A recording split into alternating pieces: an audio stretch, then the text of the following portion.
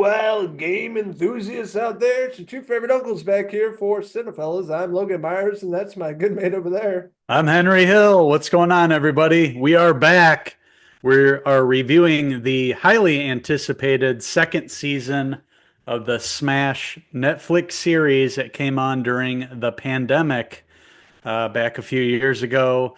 Took the world by storm, one of the most streamed shows ever on Netflix, and it's finally back for season two.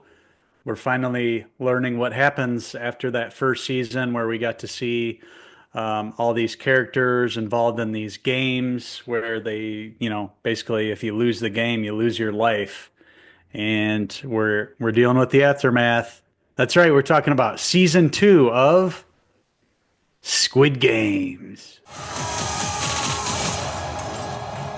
456번 게임에 돌아온 걸 환영하네.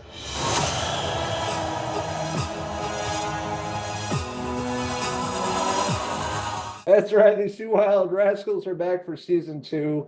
First season just blew up the world. Everybody was watching this. I remember a few years back, we were hearing all the buzz about it, checked it out, binged it, had a great time with it. But I thought it ended the perfect way. I didn't think we needed any more seasons with Squid Game. I thought it was a perfect story. It was raw, beautiful, a lot of violence, but I thought it was a great story. And then they return with this, and it's only 7 episode run, but really gets back into the same old, same old. Same old, yeah. Back to the games eventually. After a couple episodes that catch you up with what the main character is doing, Song Ji-yeon, played by Lee Jung-jae, obviously having won awards for the first season for his portrayal of this down and out character, basically doesn't have a lot to live for, needs to, wants to have a better life and gets this opportunity from this man he meets in the subway. He plays this game and he's invited to these Squid Games where he has an opportunity, to win a vast amount of money and to change his life for the better, he's hoping. And that's how he's lured into this island out in the middle of nowhere. And he finds out what the games are really all about. And basically, it's a big traumatic event for Sung Ji-yeon. And after the events of the first one, he wins the games. He wins all that money.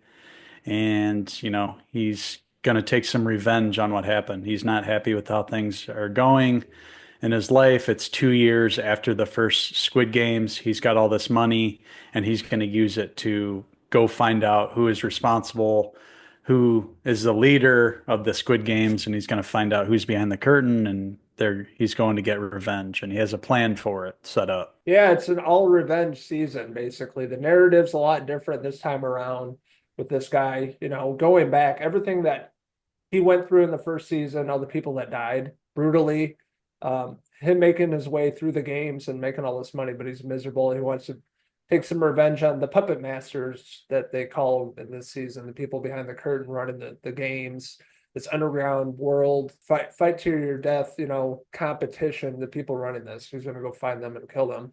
It also sets up the story, like in the first season, with this younger cop guy that's helping him and like really researching and trying to figure out where this island is located. So he goes out in a boat trying to track down this place. They have a lot of money this season, not only, with Sung having won the games and having that big room full of stacked bills there, millions and millions of dollars at his disposal. He's been spending it on getting ammunition, getting weapons, training people. Like he's really thinking this out and planning it out well. He, has revenge on his mind for all his friends that were lost during the first Squid Games. So he has that, and he's gonna recruit some people to help him. Requires a lot of help from some police force that he knows, some of them, and then some friends that are, like military, special forces and stuff like that to help him. So that's his overall plan here. And where we find Song this season's a lot different from where we found him last season, especially at the beginning. He's kind of this goofball, down on his luck guy. And then the Squid Games in the first season totally change him by the end and just like change him totally, like a complete 180. And this year he's just angry and is, lusting for revenge and will do whatever. And, with this season, he gets some revenge, but he also realizes that he's kind of in too far, the way things end up this season in the games, because not everything is the same. Not all the games are the same. He's the only player coming back. He's the winner. So he, obviously will be able to tell people what to expect. But of course, they change the games this way, this time around. And, things don't go as smoothly as he hopes. And of course, he gets wrapped up in the games again this season. We could have seen that from the trailer. Player 456 getting back into the games, introducing a bunch of new characters. There's a new villain rapper named Thanos. That was super annoying, but a great villain at the same time. A lot of new characters to get introduced. They end up teaming up in these games, these new games they introduce. People trying to survive basically each game, just much like the first season. And some brutal games, some brutal kills in this season. And I will say that there were some really great scenes that were pretty incredible. And like I was mentioning before, Song having won all that money, but also I was going to say the production on season two, you can tell they had a lot more money for production, for the actual games themselves, just the way everything looks really great. Like they spent a lot of money to make this season. And that kind of works against it as well because they spent a lot of money on the individual games and the way everything looks.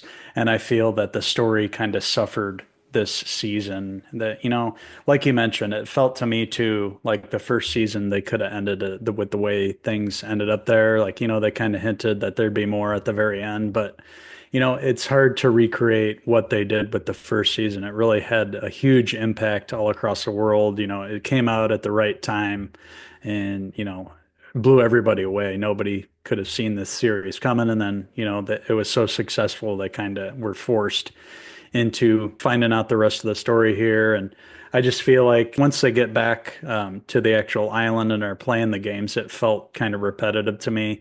Felt like a lot of the same kind of scenarios and characters came along. There wasn't too many new things to offer here. And a lot of the times, it was just so preposterous. The scenarios that were happening in the series, it kind of took me out of it. And it did take a couple episodes to actually get back to the island and get back to the games too. Um, so with that, it was a lot different than the first one. I felt like the first series had a lot more of an emotional impact here too, with the people getting killed and the characters. It just had much more deeper, lasting impact and made you think about it long after watching it. Whereas this season, it just didn't hit as hard. This one felt like they were going more towards the action aspect, especially that last episode's like pure action. It's like a Die Hard movie, kind of how it ended up. And, it just felt like the story was lacking this season. Yeah, it didn't have that rawness or shocking moments of the first season that made it so great. I think this is like one of the most streamed shows on Netflix, like ever of all the shows they put out. Mhm. So there's a lot of big shoes to fill with this and a lot to bring back to get that, much people back into this. And they really didn't bring it this season. I was struggling, watching this, struggling to, stay interested in a few episodes. So like the first two were like really interesting. And then towards the middle, it kind of lost me a little bit and making it back to the island. It just wasn't all that interesting compared to the first. And I think a lot of that has to do with the writing, not as solid. Just the production value, was incredible. They put a lot into the production, the costumes and everything, but just the lackluster part was the story and the characters, which I really didn't feel as connected with as I did with the first season. Right. They dealt a lot during that first season with like the class structure of like society and the different characters, how old people were treated, how the younger people were treated. This season they introduced like a transsexual character is something new that they did this year. And there was another older character, a mother and her son, which were really close. So they did go back and try to introduce a few new things here, but it just didn't have that same emotional and relationship. It didn't have that same impact as that first season. Not to say this was a bad season at all.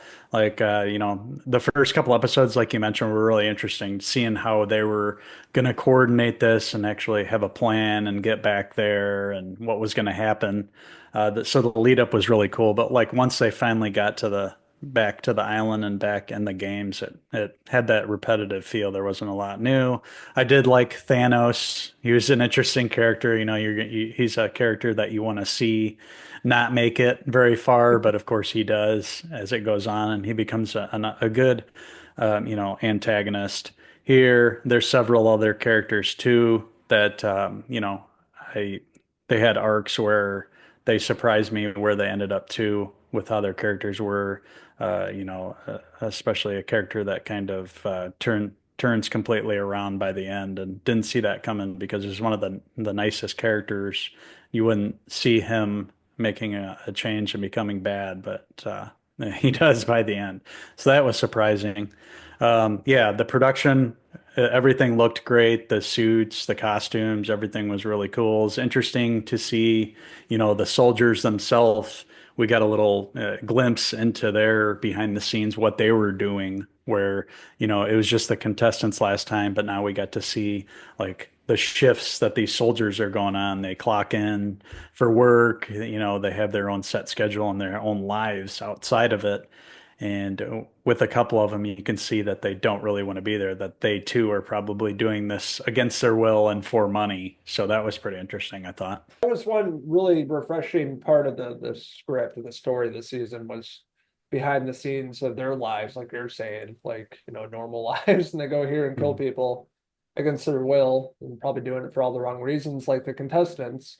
But I thought that was pretty interesting. So it wasn't the same old kind of, story as the first season. I do like seeing that side of the story too. And then hopefully we'll get a, backstory or episode, related to the puppet masters themselves. But yeah, I thought that was a really cool part of this season. Yeah, for sure. So, overall, looking back on this, season, we binged it in a couple days. It was definitely binge worthy again. It, does have, a lot of things to like here. They increased the action this year, introduced a couple new characters that I enjoyed. And I want to see where, Song Gi-eun ends up in season three. Like this character's been through everything, and the way things end up with that cliffhanger at the end of the season, there's a big cliffhanger. All the contestants, are going to band together and try to take down the puppet masters, and it ends on a huge cliffhanger. And you don't know how these characters are going to survive. So that's going to be interesting to see the way that they wrap things up. It's going to go one more season. We're going to get that this year. We can probably expect that fall, winter, maybe the same time for this story to wrap up. This saga here that Hwang Dong-hyuk has created, the director, writer, created by, deserves a lot of kudos. This is an original story, all from him. And even though it didn't have that same impact as season one, I still had an enjoyable time with it. It's good that it's going to wrap up and not try to keep pushing it on and keep trying to make new games and repeating itself like other shows do. Although this is going to get an American version now with David Fincher signed on, to direct an American version of this. So the franchise is going to live on, but this story is going to end. I did like, the way things ended, the cliffhanger. It's, going to keep us interested for the final season. Didn't love everything about it. It retreads a lot of the same plot points. There were some things that happened along the way that I was like, I'm not buying that. How could that happen? Kind of some really silly mistakes that they made along the way. But overall, still had an enjoyable time with Squid Game. Great series to binge on Netflix and definitely worth a watch. So with that being said, I'm going to give season two of Squid Game, I'm going to give it a 3.5 out of 5 Squid Game hair pieces. I was pretty excited for season two. Didn't like it as much as the first season. Some of the characters and some of the writing didn't care for as much, but it's a good looking show. The games are awesome.